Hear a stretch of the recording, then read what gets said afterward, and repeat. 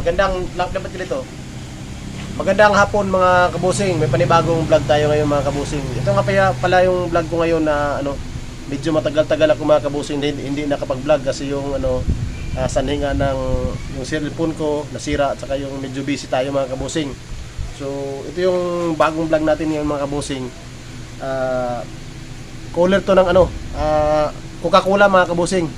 Ang sira nito mga kabusing dalawa, yung fan motor at saka yung may PFL na nakalagay dito sa board, tapos nag-alarm siya. So ayan, papakita ko sa inyo mga kabusing kung ano yung trouble. Ito nga pala yung sira kanina mga kabusing. Ito yung sira kanina, yung fan motor. Ayan ito.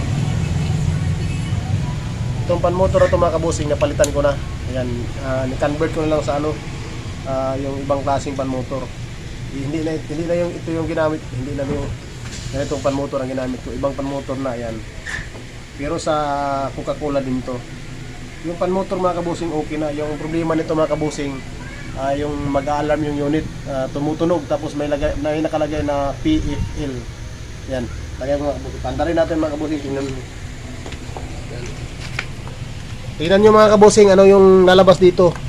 Error siya, mag-error.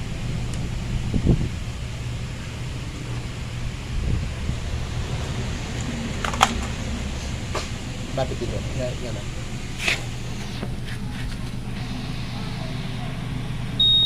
Yan mga kabusing, yan yung lalabas mga kabusing, PFL. PF1 para PF1. Ayan, PF1. So yan. Yan yung trouble mga kabusing. Marami. Pero kadalasan ito talaga yung lumalabas, PF1. So madali lang i-fix mga kabusing. Sabi dito. Pag ganyan mga trouble mga kabusing, ang sira niyan mga kabusing, papakita ko sa inyo. Ano yan mga kabusing? Thermostat. Yung electronic thermostat mga kabusing, dito nakalagay dito sa ito mga kabusing, ito. Ito yung sira mga kabusing pag ganyan mga trouble. Ayan, ito yung sira, yung thermostat na nakadikit sa pan motor dito sa evaporator pan motor. Ito may thermostat dito sa gilid. Ayan ito sensor, sensor na yan, sensor. Ayan, defrost, parang defrost sensor sa. Ayan yung sira mga kabusing. Ito pinalitan ko nito mga kabusing bago. Itong thermostat na to, kinuha ko na to sa kabilang unit. Lalagyan natin to mga kabusing. Kabit natin to.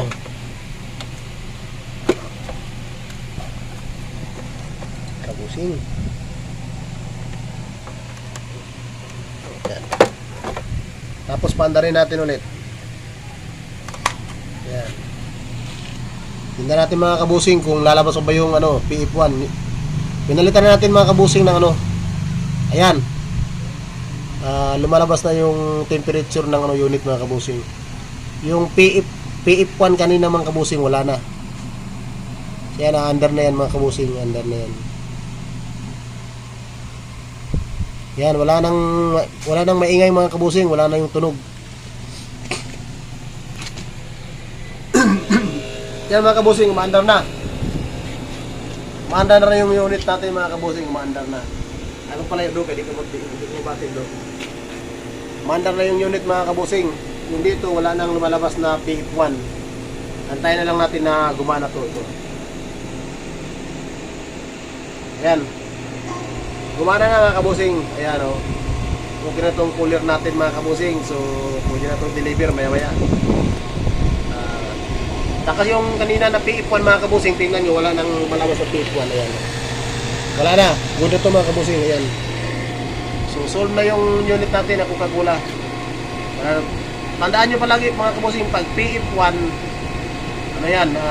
thermostat yan na nakadikit sa may pan motor banda, parang sensor siya. Ayan. Evaporator, parang defrost siya, parang defrost sensor siya.